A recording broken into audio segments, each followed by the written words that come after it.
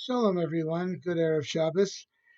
Rabbi Jonathan Sachs points out a very interesting thing. He says that if you go in America to various monuments, whether you go to Washington, for example, you go to the Jefferson Monument or the Lincoln Monument or any of these monuments, wherever there's a monument, though these days they're tearing down most of these monuments, but wherever you go to a monument, there's a whole story next to the monument.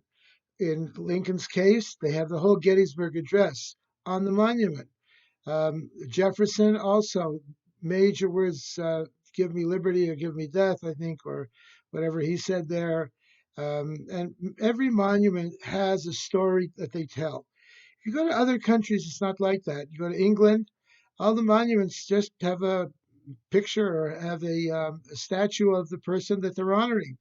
Even the Churchill Monument, in honor of the great Winston Churchill who saved England from the Nazis in World War II, if you go there in London, you'll see it simply says Churchill. That's all it says. It doesn't say anything about all of the great things that he said.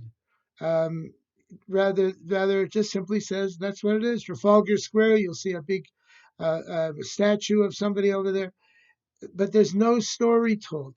And he points out that there are two types of countries. There are some countries that are established as traditions. For example, people settled in a particular country and that's where they are. And the country doesn't stand for anything except for the fact that people decided to live in that particular country, like England or like most of the countries of Europe. And then there are other countries, such as the United States, where people came here because it was a covenantal idea. It was based on a covenant, and the covenant was taxation with representation, freedom, basic liberties, freedom, government by the people, of the people, for the people, and these types of things. So the United States was established as a country with values, with covenants, and therefore we talk about that all over on all of our statues. The Jewish people are also a nation that were created with covenants. Abraham, Isaac, and Jacob all had covenants associated with them between God and them.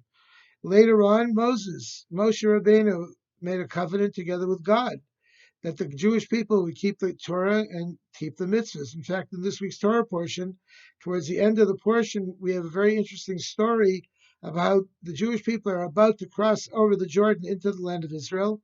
And Moshe assigned half of them to stand on Har Avel, Mount Avel, and the other half on Har Grizim. And they were to recite curses and blessings.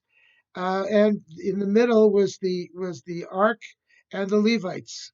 And everyone would answer Amen to all of these various curses if you don't keep the Torah, and blessings if you do keep the Torah. But it was created based on the idea of a covenant, based on the idea of a purpose of why we're here.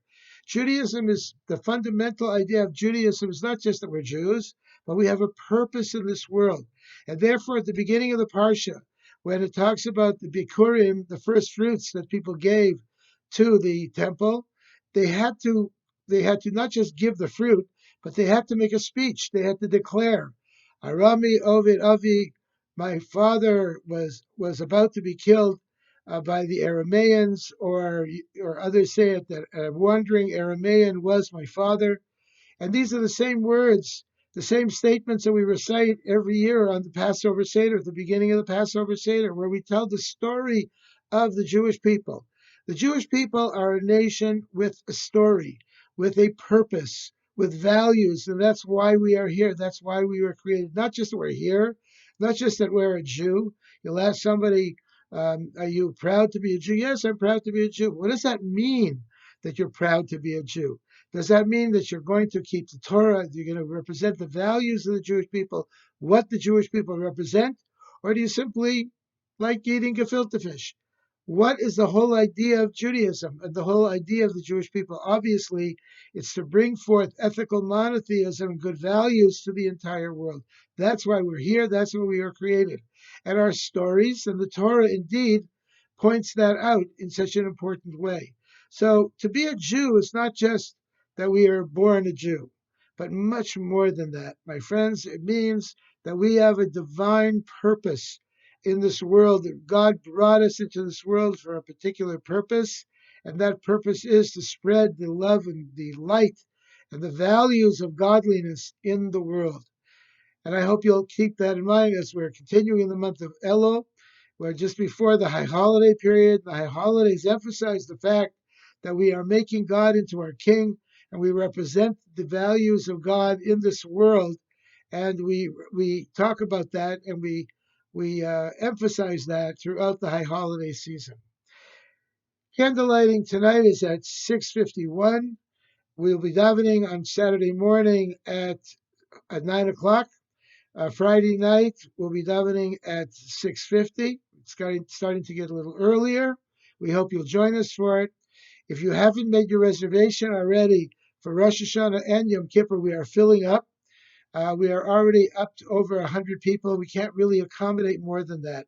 If you haven't paid your membership dues yet, we are only really allowing members to come into the synagogue, unfortunately, because of safety considerations and because of space considerations. So if you haven't paid your membership dues, please come. We will have someone checking tickets at the door. We are issuing this year for the first time admission tickets. If you haven't received them yet, please call us. Let me know that you haven't received them, and we will send them out to you. But they're again only for people who have been paying membership dues, either all or in part. That you've been paying up some of your membership dues. It's okay if you've paying part of it. That's fine, and you'll pay the rest as the year goes on. But we need to know that you have a commitment to be a member of our congregation. So I want to wish you all a good Shabbos and a Chag Sameach and a happy and a healthy New Year.